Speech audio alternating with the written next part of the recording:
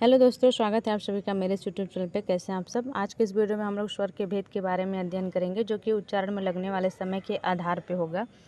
तो शुरू करते हैं बिना देरी किए। उच्चारण में लगने वाले समय के आधार पर स्वर के कुल 3 भेद होते हैं। पहला भेद होता है ह्रस्व स्वर, दूसरा होता है दीर्घ स्वर और तीसरे नंबर पर होता है प्लुत स्वर। तो ये तो रहे उच्चारण में लगने वाले समय के हिसाब से स्वर के कुल 3 भेद।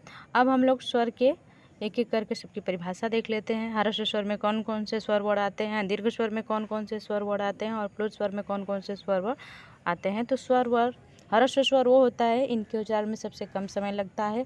ह्रस्व स्वर के अंतर्गत आ जाएगा अ, ई, उ, री।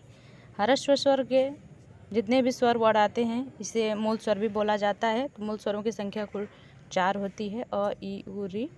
अब हम लोग दीर्घ स्वर को देख लेते हैं। इनके उच्चारण में ह्रस्व स्वर से 2 गुना समय लगता है। उदाहरण है आ, ई, उ, ए, ऐ, ओ और औ होता है। तो ह्रस्व स्वर से ज़्यादा समय दीर्घ स्वर के उच्चारण में लगता है।